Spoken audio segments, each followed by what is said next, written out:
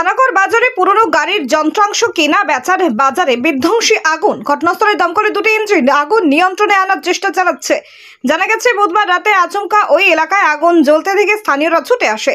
দেখে দাউ দাউ করে জ্বলছে পুরনো গাড়ি কেনা বেচার বাজারে আগুন। একাধিক জিনিসপত্র পুড়ে যায়। খবর পেয়ে পৌঁছায় কাকসার দমকলের দুটি ইঞ্জিন। দমকলের কর্মীরা আগুন নিয়ন্ত্রণে আনার চেষ্টা চালাচ্ছে। 1 ঘন্টা পেরিয়ে গেছে, এখনো আগুন সম্পূর্ণ নিয়ন্ত্রণে আসেনি। কি কারণে অগ্নিকাণ্ড তা এখনো স্পষ্টভাবে জানা যায়নি। পরিস্থিতি নিয়ন্ত্রণে এলে কারণ জানা যাবে বলে দমকল বাহিনীর তরফ থেকে জানানো হয়েছে। পশ্চিম বর্ধমানের দুর্গাপুর থেকে নিমাই দাসের রিপোর্ট, বাংলা এমজি নিউজ।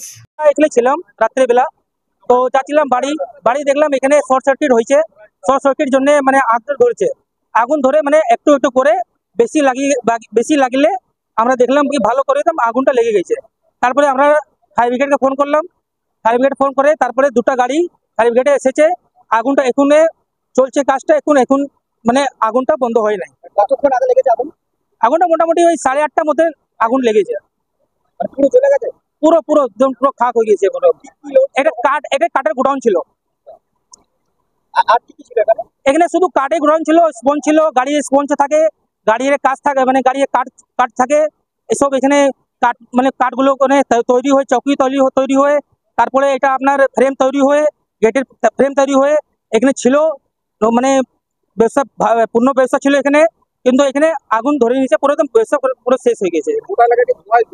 পুরো পাশাপাশি বাড়িও তো আছে? না, এখানে বাড়ি আছে কিন্তু গোডাউন বেশি কর, এখানে গোডাউন আছে না। মানে বাড়ির কতটা ক্ষতিকারক হচ্ছে এই ধোঁয়াটা? হ্যাঁ দাদা, কতটা ক্ষতিকারক হচ্ছে? অনেক দাদা, পুরো শেষ হয়ে গেছে। মানে কতটা আনুমানিক কত ক্ষতি হয়েছে? মোটামুটি 5-6 লাখ, 5-6 লাখ মোটামুটি শেষ হয়েছে। মানে আগুন কি এখন নিয়ন্ত্রণে?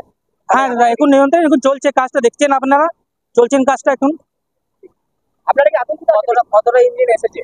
এখন তো দুটা গাড়ি বলেছিল, দুটা গাড়ি এসেছে, একটা গাড়ি আসছে। এখন 1 ঘন্টা লাগবে মোটামুটি আগুনটা বোঝাতে। আপনার নাম?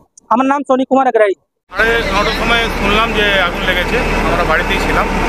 তারপর বাড়ি থেকে যখন এখানে আসি তখন ক্যানেল পাড়ে যখন আমরা পৌঁছেছি তখন দেখছি ধাও করে আগুনের ছোঁয়া যে আছে আমরা ওখান থেকে দেখতে পাচ্ছি। তারপর আমাদেরকে দেখলাম আমাদের সামনেই যে আছে ফায়ার ব্রিগেডের গাড়ি যে আছে ক্রস করলো। তারপর যখন আসি তখন দেখছি পুরো যে আছে দোকান পুরো ছাই হয়ে গেছে। কিসের গোডাউন ছিল এটা? এটা ছিল আমাদের যে কাবাডি মার্কেটের যে গাড়ি কাটাই করার যে পুরোনো কাঠ যে পাওয়া বেরোয়, সেই কাঠ দিয়ে যে চৌকি, ফ্রেম, জানলা, দরজা এগুলো সব তৈরি করা হয়। আগুন কিভাবে লেগেছে জানতে পেরেছেন? আগুনটা তো এখনো বুঝতে পারছি না। এখানকার ছেলেরা বলছে যারা এখানে থাকে যে পেছন দিক থেকে আগুনটা ধরেছে। আর এই স্পঞ্জ যেটা থাকে গাড়ির সিটের স্পঞ্জ, ওই স্পঞ্জ ছিল এর ভেতরে, ওইসবের মাধ্যমে হয়তো কী কারণে আগুনটা লাগলো সেটা এখন আমরাও মানে কতটা ক্ষতি হয়েছে? প্রতি মোটামুটি 7-8 লাখ টাকার এখানে রেডি মাল ছিল। কিসের দোকান ছিল এটা? কাঠের। আপনার নাম? আমার নাম মির্জা হাসানুদ্দিন বেগ।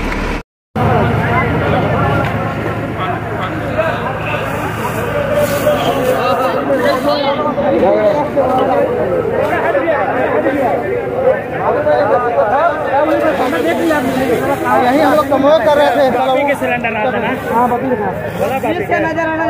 भाई, केहू के मालूम थोड़ी रहा कि यही बना के धरी गाड़ी 3 दिन गाड़ी है में से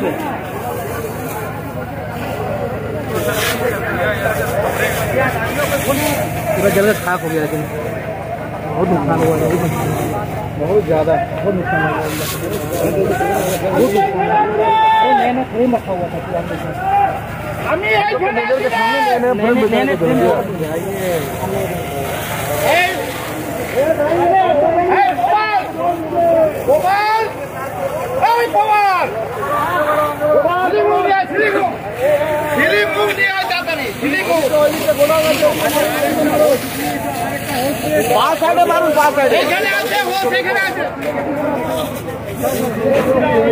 इधर ही हाथ जोर पकड़ा हुआ है। मोबाइल बंद हो गया।